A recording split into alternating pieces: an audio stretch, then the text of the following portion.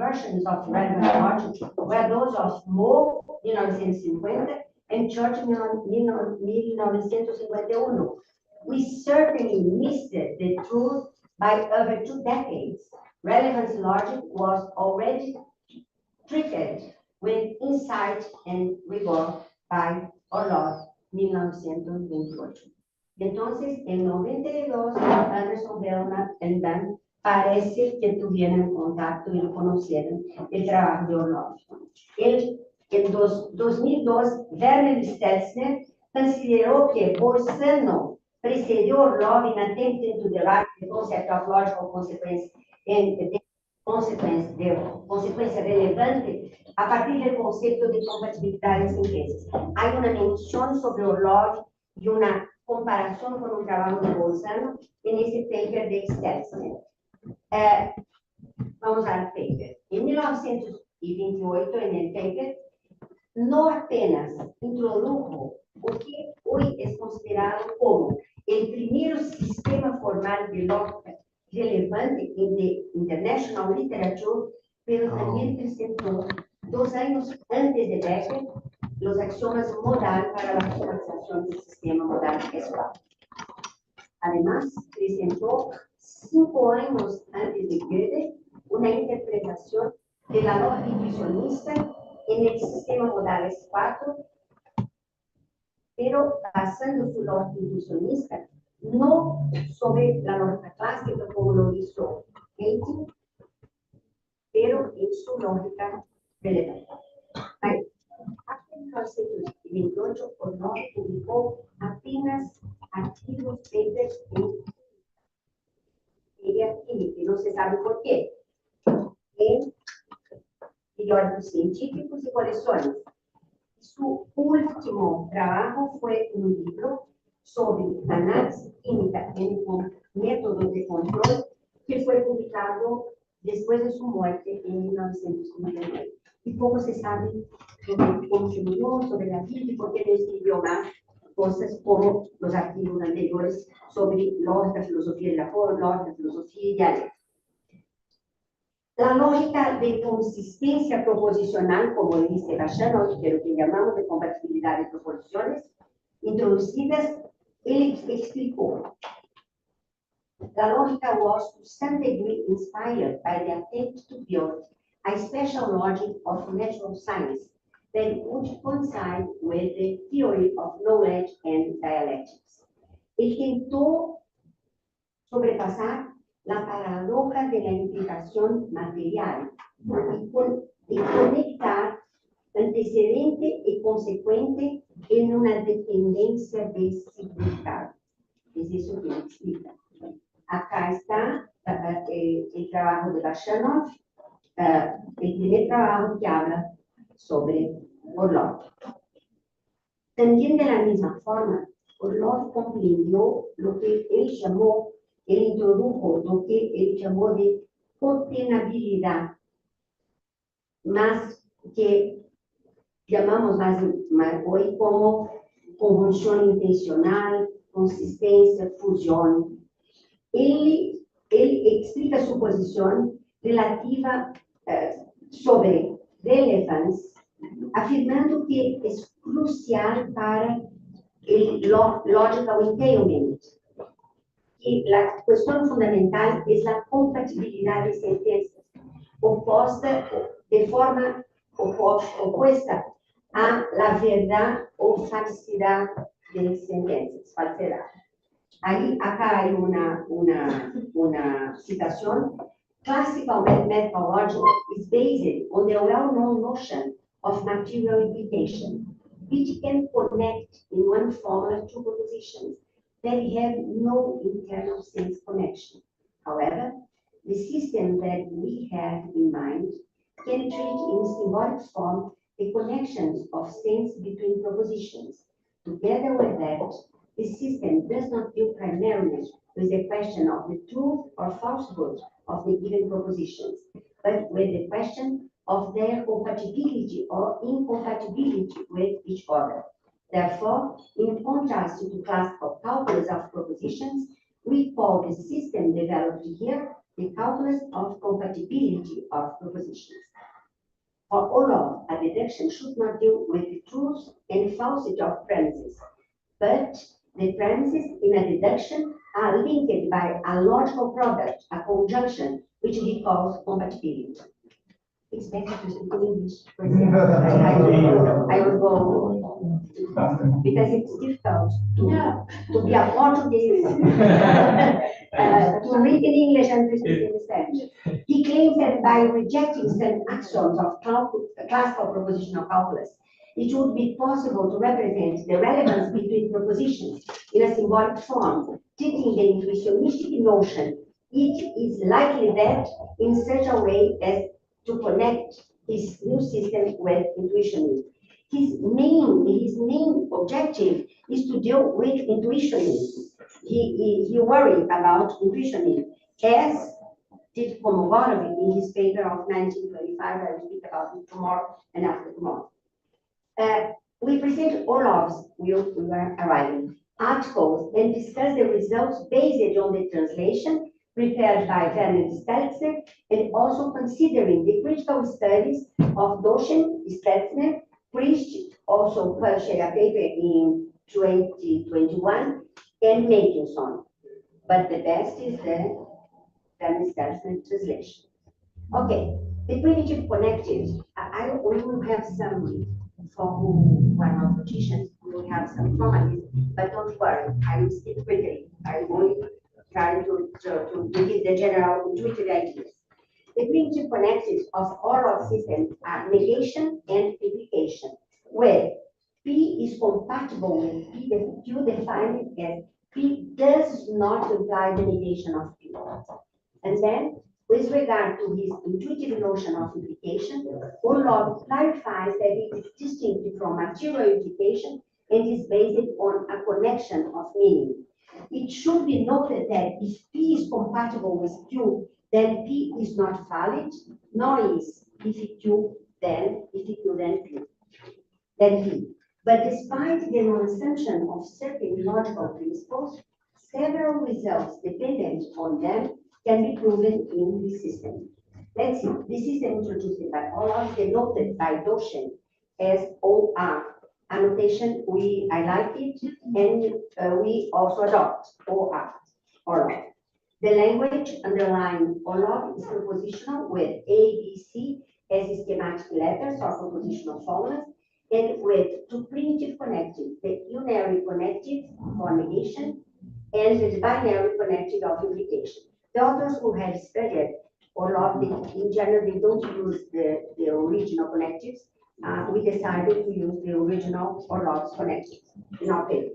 The relation of compatibility of proposition point is defined by A is compatible to B equal a longer, a bigger equal notation, he used it. So it's defined. A is compatible to B is defined by it is not the case that A implies not B. It's not the case that A implies not B. The line is the negation. Okay, and the implication is the usual word. The negation of the compatibility relation, the incompatibility relation is defined so A is not compatible to B is defined, but it's not the case that A is compatible to B. ¿Podrías repetir un segundo más la de la compatibilidad? A is compatible to B is defined by it's not the case that I implies not B. Okay, and then he presented in 1928. He introduced his system by using these six axioms. A implies not A, not A implies A. A implies that A is compatible to A. A implies B implies not B implies not A. A implies that B implies C. Implies he used these signs. B implies A implies C, and here B implies C implies that A implies B implies that A implies C. Okay, he introduced a 7 axiom, he called axiom 7, but he didn't introduce formally. He introduced the axiom by claiming the meaning of the axiom. In order to be able to use the given axioms to construct a system, it is necessary to adopt one axiom of a non-formal character. Axioms, as well propositions derived from axioms, may be omitted as part of symbolic formulas if they serve as premises for some conclusion. And then, according to our contemporary notation, this axiom 7 is exactly modus ponens, but let's see. From A and A implies B, we deduce B only when A and B are compatible. Okay. He does not extend the system with extensional conjunction and deduction, but after the intensional connective, the logical product of fusion, he introduced the intensional disjunction defined by it is not the case that not A is compatible with not B.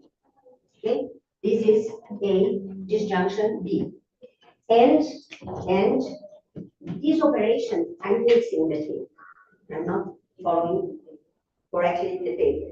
And the operators would be equivalently defined by A or B is equal to not A implies B, or and A implies B equal to, it's not the case that A is compatible with not B. Okay?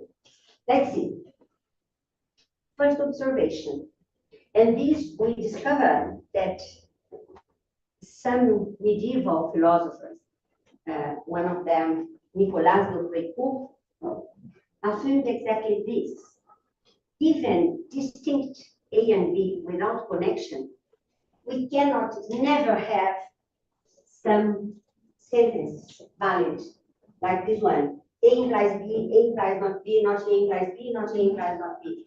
Because we can only prove implications when involving sentences that have a connection of meaning. And so we never have, there is no, the following formulas fail in the system. But if A and B are compatible, we have that A is compatible with not B is compatible to B, and not A is compatible to not B, if A and B are compatible. I'm putting something interesting, but it's not necessary to read everything. He proved it in his system, in his paper. There are proofs very well done, according to the proofs we like to do. Some formulas are theorems. For instance, A implies A compatible to A is compatible to A. And here, A compatible to, not compatible to A implies not A. This is important.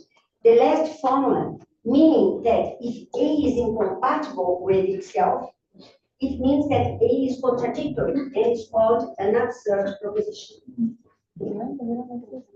The following formulas are valid. A implies A compatible to A. A or A implies A, but these formulas are not valid. A compatible to A implies A, and A implies A or A. The previous are valid, but the last one are not valid. Here is very important. He proved it. He never claimed about the ex falso sequitur coordinated. Several times in the paper, he speaks about the tertium non datur.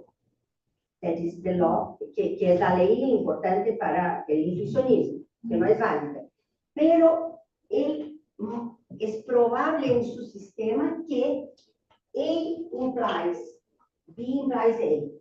A and A implies A and A implies B, A implies A or B, B implies A or B are not valid in general. But here, if you see here, the ex falso is not valid in the system. And so immediately we think that the system must be persistent. No, sorry, it's not. The system is relevant. This is here. Here is not valid. A implies not A implies B. Here is X also said, but it's not valid in the system. But it's not claimed, it's proved in the paper. Okay. Costa Doshen, in 1990, shows that the system introduced by Orlov is the implication-negation fragment of system R of Anderson and Bellman. And in 1990 se sabia que o system de Anderson-Bellman is relevant according to our contemporary nomenclature, and so being an implication-negation fragment, it was proved, it was claimed by Costa Doshen that Orlov's system is relevant. But in fact, it's relevant primarily mucho antes que el trabajo de Anderson Bellman, porque por concepción filosófica, Orlov introdujo un sistema relevantista. Y, portanto, sabemos de inmediato que el sistema es relevante. Es muy interesante porque los operadores de inclusión y de disjunción son asociativos y conmutativos. Y el operador de implicación es asociativo. Pero, relativamente a la distribución, tenemos que the distributivity of the conjunction with respect to the disjunction is in general not valid.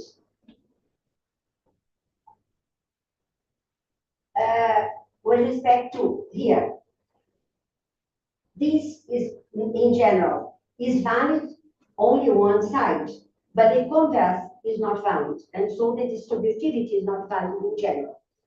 What more? There are several results that he proves. Results of some valid formulas in the system. Let's go to okay, here. He was proposing a formal system for intuitionism. The claims of the Russian logicians at that time concerned intuitionism, but let's see in the system A or not A, the principle of excluded middle is valid. And also the principle of non-contradiction. It is not the case of A and not A. The two basic classical principles are valid according to these connectives, okay? And so he's introducing an intuitionistic system in which the tertium non datum is valid. And he claims that it is important to maintain the validity of this principle. And there are several other formulas that he proves. For instance, A implies B implies that A or C implies B or C, and several other results. Only to see that there are several proofs, not necessarily to have time in return. And he introduces a definition for the equivalence connective with this notation, and he defines as A implies B and B implies A. And according to the equivalence, he shows that several others connected could be redefined by using the equivalence. And so we can define and obtain several results. Not important. And he proves the tertium non datum in this form. A implies B implies that, not A implies B implies B. He proves and claims that it is very important because it is the Hilbert's principle of tertium non datum. And he also proves the Leibniz-Plectaro theorem, important for, and he claims that it is very important because of the inferences he wants to obtain. If A implies B is compatible to C implies B, D, then A compatible to C implies B compatible to B. Okay? And he let's recall. These results are valid, the principle of excluded middle and the principle of non-contradiction. And recall that are not valid. A implies B implies A from the connective conjunctions. We don't deduce every formula. and A implies, or not A implies B, equivalent to A implies A or B, or A and not A implies B versions of the X false are not valid in the system. And so we have valid the terzo non dato, the non-contradiction, but not valid the X false. Okay, according to the literature, we emphasize that Orlov's propositional calculus is a relevant logic in which the principle of the excluded middle is valid. In spite of the validity of the principle of non-contradiction, the ex falso sequitur quadlibet or ex contradictione sequitur quadlibet is not valid in the system. The principle of non-contradiction is valid and the ex falso is not valid. In general, in consistent logic, the principle of non-contradiction is not valid in general and also the ex falso. The aim of the second part of Orlov's paper is to understand the specifics of intuitionism. He introduces two connectives. The sentence "I is provable" and the "I is non-provable" will be functions of the proposition A, exactly as Gödel wrote in his paper of 1933. Okay, in the second part, we call intuitionism and probability. Orlov introduces, in the language of the system OR, the new unary connected phi with phi A denoting A is provable. Introduces in the formal language, A is provable as a connective. The connective xi means, for definition, this is the sign for definition, means not A is provable. And xa means he claims that this means the absurdity of A according to Brouwer's pronouncement of absurdity. The Russian logicians, they knew everything that was being functioned and done and known in the West Europe. Okay, let's see. Phi A means A is provable. XA means not A is provable. The negation here means that A is unprovable. But this means that falsity of A is unprovable, not XA. Because XA means phi, not A. And not XA, it's not the case that not A is provable. Orlov claims that only propositions that are equivalent to a proposition of the form phi A can be meaningfully asserted in mathematics.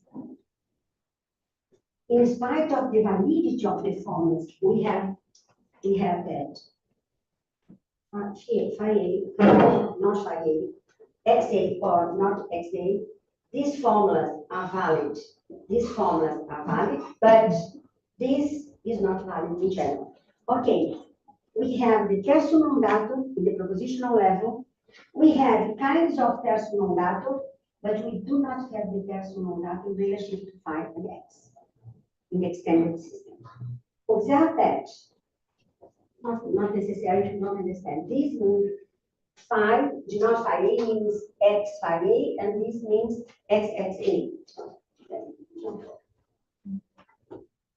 And then to OR, he adds 3 axioms.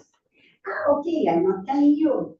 Priest, when he studied the system, he used his own notation.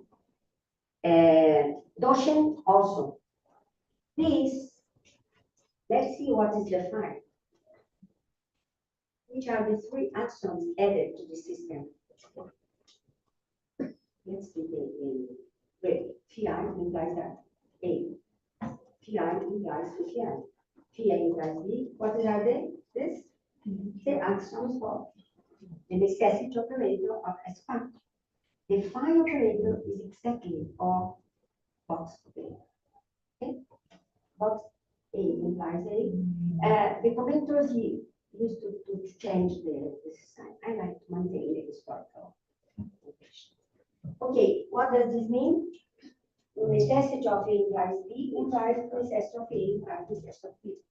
Okay, the rule, there is a rule, but not expressed as in the case of modus ponens. He expresses the rule that I am denoting so by this test. But this means that from A we deduce its necessary A. Okay? Observe that 5A implies A, axiom 8. But it is not the case that A implies. It should be noted that here Olaf presented for the first time in the known literature the model axioms of the S4 system. S4 system. He did so before Gödel in 33 and even before Becker, to whom Lewis and Langford in 32 and Hughes and Creswell in 68 attribute the first assignment of S4. It's very interesting. Very beautiful. You like? You like? I like it. With notions.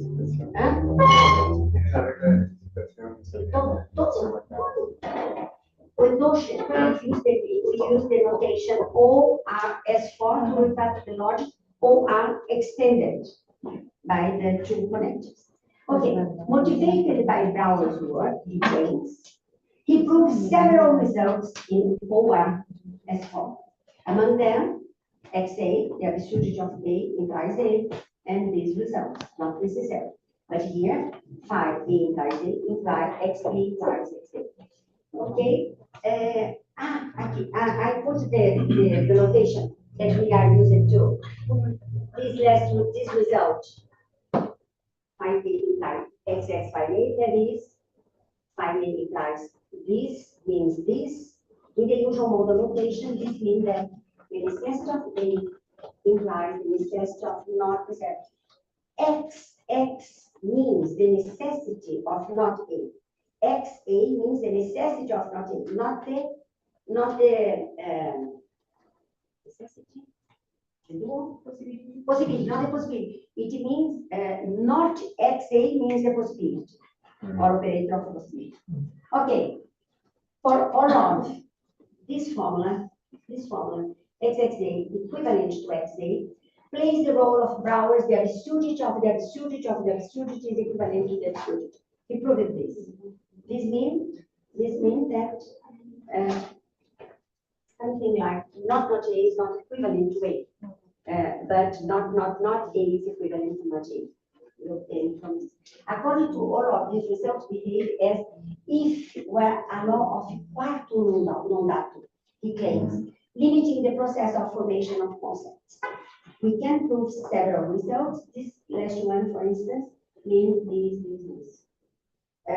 This is provable and this is not provable, as in the case of S4. We prove this, that is this, not necessary. According to law, thus, the calculus of the compatibility of proposition allows us to perform operations not only directly on propositions A, B, C, etc., but also on their functions, phi A, X A, etc.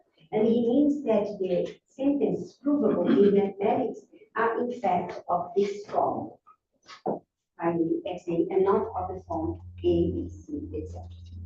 It clears that in order to understand the intuitionistic notions in OR, we must take into account connectives whose arguments are of the form phi A and not only of the form A. For him, it appears a special way to the foundation of the law of tertium non datum, which consists in reconciling the tenets of intuitionism with that law. He wants to reconcile intuition with the law of tertium non datum. Olaf's calculus of compatibility of propositions is one of the first known proposals in the literature for the axiomatization of Brouwer's intuitionistic logic. In fact, it's the second one. The first one was published by Kolmogorov in 1925 in the same Russian periodical. He was anticipated only by the intuitionistic and pattern system, form of system introduced by Kolmogorov in 1925. Having anticipated Litvinenko Katie, Johansson, and Bochva in their axiomatizations of intuitionism, published in 29, 30, 36, and 37, respectively. In the context of accommodating symbolic logic to the new procedures introduced by intuitionism, Orlov expresses the principles of intuitionism, but retains the law of excluded middle. As we have already mentioned, the system corresponds to the integration relation fragment of Anderson and Bellman's relevant system R, introduced in 1975. Nowadays, also in the scope of the logics known as substructural logics, and the system corresponds to the S-quadratic station of R introduced by Rutley and Mayer as the system NR in 1972.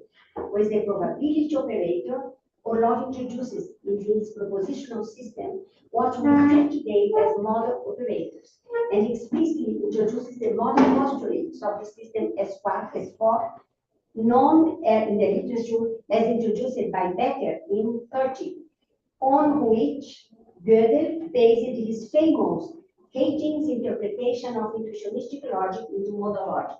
But in the paper, Orlov anticipates this interpretation. Besides expressing Brouwer's idea model, Orlov foreshadows the modal interpretation of systems with an intuitionistic negation into S4 type extensions of systems with a classical negation. However, he does not clearly state that he was interpreting his intuitionistic logic into the modal logic of probability, but he does the interpretation. His embedding of OR into OR S4 not only anticipates Gödel's interpretation of intuitionistic logic into the modal logic S4, but also anticipates Glivenko's, Gödel's, and Jensen's idea of interpreting one logic into another, in their cases, classical logic into intuitionistic logic. We speak about this tomorrow. Orlov adds his probability axioms to this relevant logic, and not to classical logic, as did Gödel 5 years later, having Orlov equivocally asserted and having been attempted to show at the end of his paper that the probability postulates could not be added to classical logic for that they would render it trivial. We would have that alpha is equivalent to necessary alpha, as we know. As we see, this mistake by Orlov has been criticized by all the commentators, by priests, by everyone.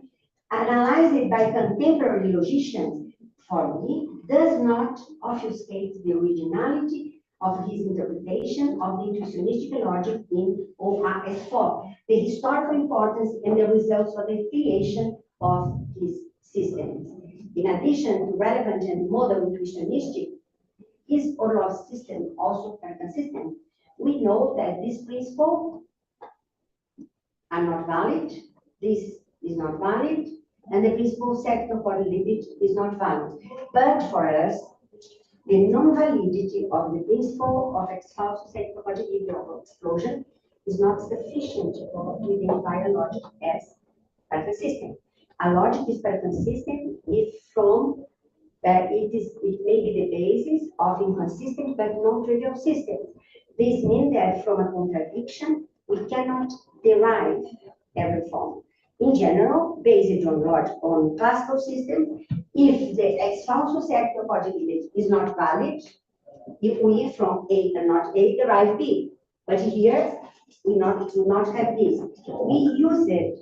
A model constructed by Rutley in a paper of 92 to see that the model is adequate for all our systems, and we have shown that there is a model according to which we have a formula, a valuation such that A and not A is valid, and it's not the case that every B is valid. And so we can prove that the logic is also consistent. There is a problem because the contemporary logicians criticize because it's not very clear the difference between implication and deduction, as usually in their time. And this is a problem. And so, but we can see that by using this Rutley-Mayer model, they call it O or zero, we can see that this is a good model for Olaf system, and then we have proven that from P and not P, it's not possible to derive a Q whatsoever. Olaf's logic, in addition to being model intuitionistic and relevant in theory system, is also a consistent logic in the broad sense.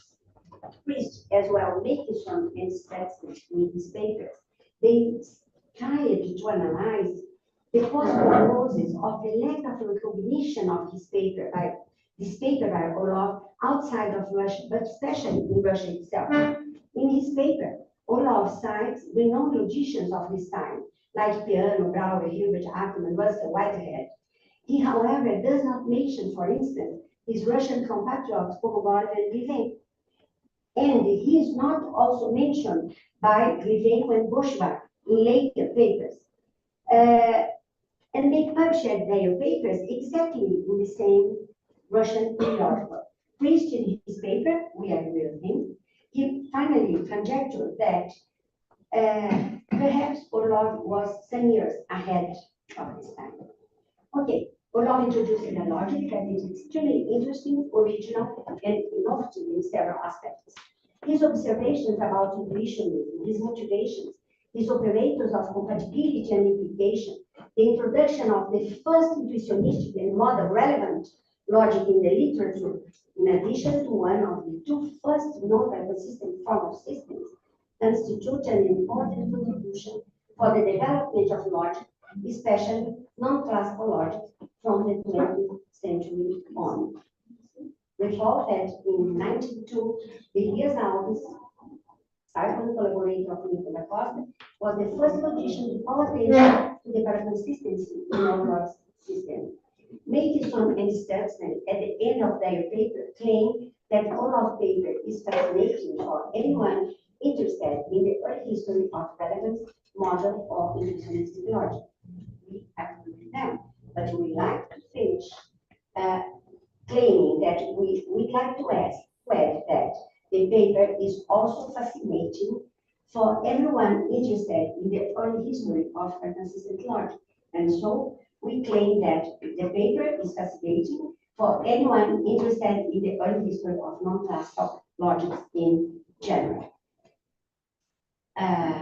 Despite having introduced a logic now known to be very consistent, it seems that Orlov did not realize its complete significance.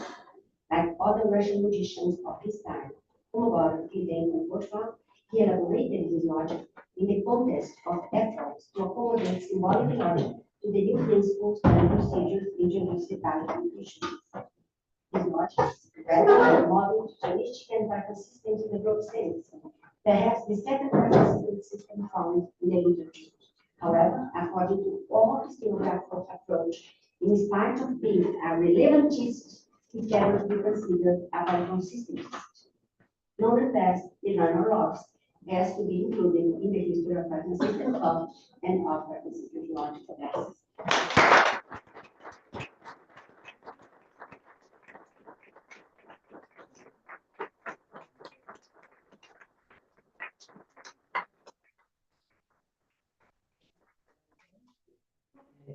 Hemos avanzado en el tiempo, básicamente vamos adelante con el acceso, pero creo que puede haber un espacio para un par de preguntas muy breves y muy directas. Por favor.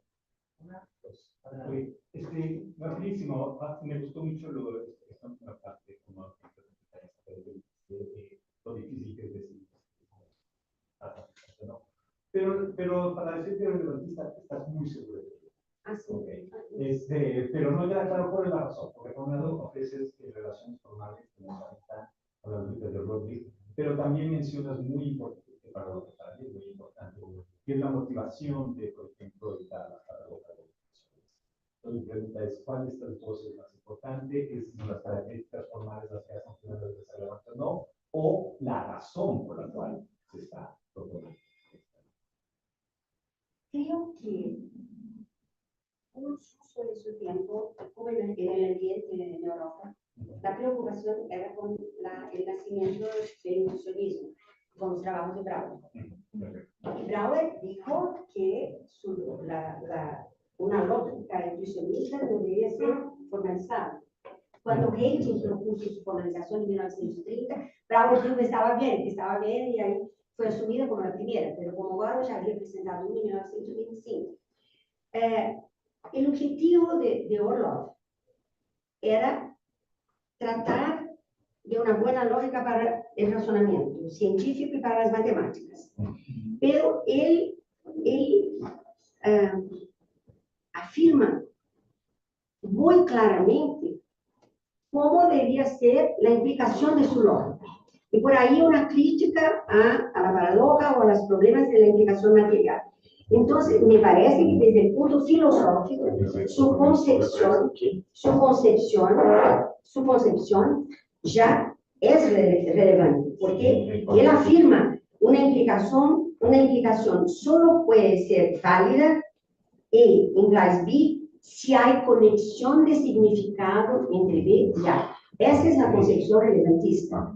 Y al principio, cuando formaliza su sistema, los primeros resultados, A implies B, never. A implies not B, never. A implies B implies A, not valid. This is the first not valid implication claimed by relevant logic. And so, he is creating a relevant logic according to our contemporary concept. Even Bell, Anderson, and Michael Dunn agreed. So And concordaba con eso. the three factors are important. Right? So, No, I think that the most important is that his aim is relevance. Is relevantist. His aim. He was creating, he didn't call relevant logic, but he was creating the first relevant logic. Para the modal logic comes inside, dentro de la segunda parte. Pero él está creando una formalización para el operador de necesidad y de posibilidad. Él está creando y saca la axiomática del sistema S4 introducido después. Entonces, él cría el primer sistema relevante, argumentando sobre la importancia de que el sistema de racionamiento sea relevante. Él no es por casualidad.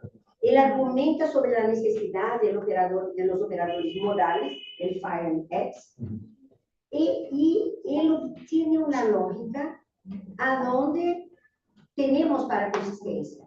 Pero me parece que no tiene la intencionalidad de crear lógica para consistencia. La lógica es, los valores para consistencia están ahí.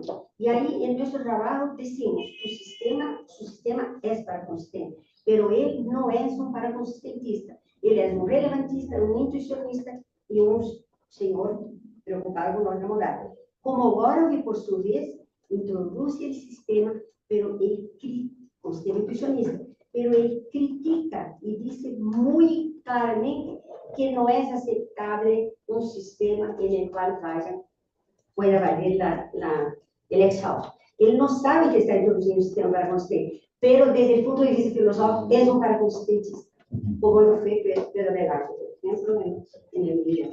Entonces, es paraconsistente su sistema. Él es muy importante, creo, debe ser considerado como uno de los primeros sistemas, pero no es intencionalmente un paraconsistentista. Esa es nuestra posición. Es muy utilísimo. Tenemos espacio solo para una pregunta más, después de 200. Itala, si nos pudieras hablar un poco más sobre esa parte modal, porque hay como muchas ideas. Es muy rico. El artículo de... Y él prueba muchos resultados. Pero normalmente tenemos varias ideas de modalidad. Incluso los relevantistas dicen, no basta que haya relevancia, necesitamos necesidad también para que sea una implicación verdadera. Entonces, tu manera de interpretar la implicación fuerte, Stranger, es como los intentos de Lewis de hacer una implicación strict. Pero en realidad, la diferencia muy fuerte es que ellos están pensando en una relación de necesidad a través de significado, mientras que Lewis está pensando en una relación en términos de compatibilidad y posibilidad conjunta. Sí. Parece que él se está anticipando Todo. porque lo que Él internaliza la modalidad. Él internaliza. Sí. Yo quería que hablaras un poco de eso porque mientras que Luis ya nos da su sistema de survey, no es un buen sistema, colapsa, como muestra Post. Es hasta 3 años después de lo que está haciendo Honor que nos dan el de Symbolic Logic, donde ya es un sistema que no colapsa. Entonces parece que también es padre de la lógica modal. Yo creo que sí. Argumento de sí. Argumento de sí. Y de las traducciones entre los, no, el padre es como Word, es uno de los padres. Sí. De traducciones como herramientas para la combinación de inclinaciones en sistemas distintos. Pero lo que yo es que no es como una forma contenido de significado, que es por donde Alex Oliver van a querer irse en los 60, sino por la parte de compatibilidad mutua, de composibilidad. Esa es la parte de Luis. Sí, esa parte de Luis. Y él acopla las dos en un sistema. Y me parece que da soluciones buenas a esa acoplación en un sistema. Es muy bonito. Decidí presentar aquí porque me gustó tanto. Recién terminamos. El paper está para ser publicado. Va a ser publicado en un volumen de Springer, en un libro en homenaje a Marcelo Conillo. Porque cuando presenté en Rusia, a Marcelo le gustó muchísimo. No íbamos a publicar ahora, porque será una sesión de nuestro libro en inglés. Pero decidimos publicar en honor a Marcelo, porque ahí le gustó muchísimo. Él no sabe todavía, pero va en el libro. Pero también estamos organizando, creo, para fines del año próximo, un volumen en Brasil, en el centro del norte, como producto de nuestro proyecto con Rusia. Vamos a publicar un volumen con 10 papers de nosotros brasileños en ruso. Creo que eso va a salir en ruso. Será un... Es un aplauso para nosotros.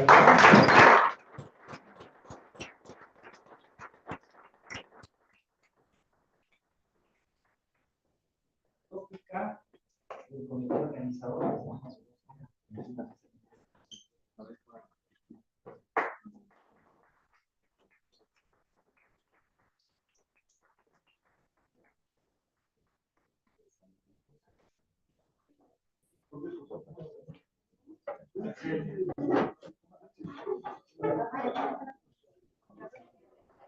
Ahora,